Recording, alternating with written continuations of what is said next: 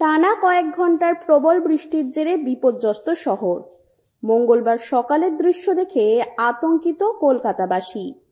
সর্বত্র জলমগ্ন চিত্র, স্থগিত জনজীবন। রাস্তায় বহু গাড়ি অর্ধেক ডুবে রয়েছে। একাধিক পুজো প্যান্ডেলেও বিপর্যস্ত অবস্থা। তা সত্ত্বেও চলছে টলিপাড়ার শুটিং। এই দুর্যোগের মধ্যেই শুটিংয়ে যাওয়ার আগে সমাজ মাধ্যমে ক্ষোভ প্রকাশ করলেন অভিনেতা জিতু কামাল। নেট দুনিয়ায় ছড়িয়ে পড়েছে দুর্যোগের ছবি, আর তার পাশাপাশি ভাইরাল হয়েছে সেই সব মানুষের লড়াইয়ের দৃশ্য যারা পরিস্থিতির সঙ্গে যুদ্ধ করে এগিয়ে চলেছেন। তবে এই ছবিগুলোকে নিয়ে নেটিজেনদের একাংশের কটাক্ষ বা হাসাহাসিতেই ক্ষুব্ধ হয়েছেন অভিনেতা। জিতু কামাল তার সোশ্যাল মিডিয়ায় একটি ভিডিও শেয়ার করেছেন। সেখানে অভিনেতা বলেন, আমরা বিভিন্ন প্রচারের জন্য ভিডিও তৈরি করি, নিজেদের অ্যাকাউন্টের রিচ বাড়ানোর জন্য কেউ কেউ ভিডিও পোস্ট করি। তবে আমার মনে হলো এই বিষয়ে এবার একটা ভিডিও তৈরি করা উচিত। এতে যে বিরাট কিছু হবে তা হয়তো না, তবে মানবিকতার খাতিরে আর চুপ করে থাকতে পারলাম না।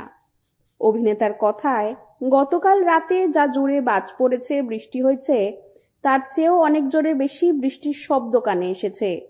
এই পরিস্থিতিতে যারা লড়াই করছেন তাদের ছবি সমাজ মাধ্যমে ছড়িয়ে পড়েছে। কেউ ফুটপাতের উপরে নিজের দোকানের জিনিস মাথায় করে নিয়ে যাচ্ছেন, আবার কেউ হাঁটু সমান জল পেরিয়ে কাজে যাচ্ছেন। ওদের ছবি দেখে অনেকেই হা রিঅ্যাক্ট করেছেন। এটা উচিত নয়। এই পরিস্থিতিতে একে অপরের পাশে থাকা উচিত।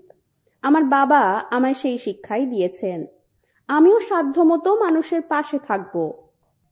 অভিনেতা আরও বলেন, আর এই কদিন আমায় কেউ শুভ প্রথমা, শুভ দ্বিতীয়া এইগুলো পাঠাবেন না প্লিজ, কারণ বিষয়টা শুভ নয়।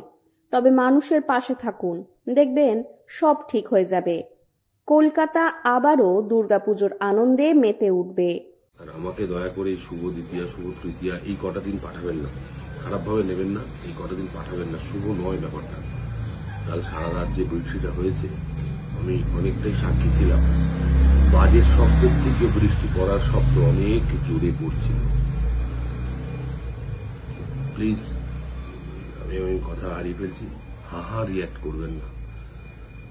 পাশে থাকতে হবে না, যদি মন চায় পাশে থাকবেন।